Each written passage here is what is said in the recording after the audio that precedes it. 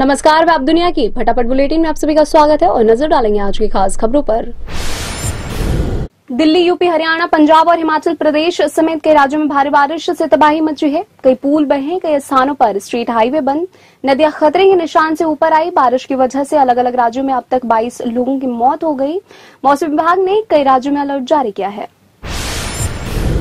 राजधानी में यमुना नदी हुई लबालब, मंगलवार को पार कर सकती है खतरे का निशान। दिल्ली में अब तक भारी बारिश से 5 लोगों की मौत, पिछले 41 साल का रिकॉर्ड तोड़ा बारिश ने।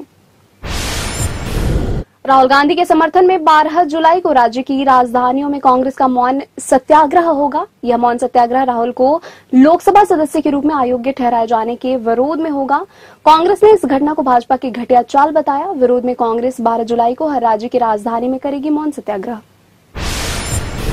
विदेश मंत्री एस जयशंकर ने आज गांधीनगर से राज्यसभा सीट के लिए दाखिल करेंगे नामांकन। भाजपा ने आधिकारिक तौर पर उन 3 राज्यसभा सीट के लिए उम्मीदवारों के नाम की घोषणा नहीं की है जिनके लिए 24 जुलाई को चुनाव होने हैं। हालांकि जयशंकर का नामांकन तय था।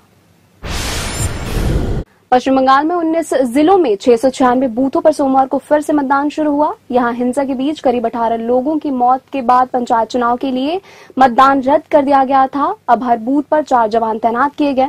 हिंसा प्रभावित मुर्शिदाबाद में सबसे अधिक 175 बूथ हैं। महाराष्ट्र में राजनीतिक उठापटक जारी है। अब एक और विधायक अतीत पवार को छोड़कर शरद पवार खेमे में पहुंचा। मरकन जाधव तीसरे विधायक हैं जो फिर से शरद पवार के पास लौटे। पिछले 5 दिनों में 3 विधायकों ने पाला बदला।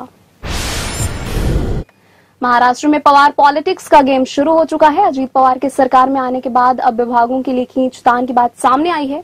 एकनाथ शिंदे की कुर्सी खतरे में बताई जा रही है। देवेंद्र फडणवीस की दिल्ली जाने की अटकलें। बिहार में एक दिल दहला देने वाला मर्डर हुआ है। जमीन विवाद में मेहदीदपुर बहियार में 45 साल की महिला सुलेखा देवी की पीट कर हत्या कर दी गई। बताया जा रहा है कि महिला की आंखें निकाली और जीभ भी काटी। उसके प्राइवेट अंगों को शत विक्षत कर दिया। जमीन विवाद में ही पति और देवर की भी हो चुकी है मर्डर। यूपी के ज्योति मौर्य और आलोक मौर्य जैसी कहानी अब बिहार के वैशाली से भी सामने आई है। शिक्षक बनते ही पत्नी अपने पति और 2 बच्चों को छोड़कर प्रिंसिपल के साथ फरार हो गई है। पति से किया था प्रेम विवाह। पति ने पत्नी को पढ़ाया, लेकिन शिक्षक बनते ही प्रिंसिपल संग फरार हो गई पत्नी। पुलिस ने दर्ज किया केस। गुजरात में सूरत अंतर्राष्ट्रीय हवाई अड्डे पर शारजाह से आ रहे 3 यात्रियों के पास से 48.2 किलोग्राम सोना जब्त किया गया। सोने की कीमत करीब 25 करोड़ रुपए बताई जा रही है। राजस्व खुफिया निदेशालय द्वारा हाल ही में पकड़ी गई सोने की सबसे बड़ी खेप में से एक है। ये थी आज के फटाफट बुलेटिन और ऐसे ही ताजा अपडेट के लिए बने रहे हमारे साथ, यानी कि विजिट करें आप दुनिया पर।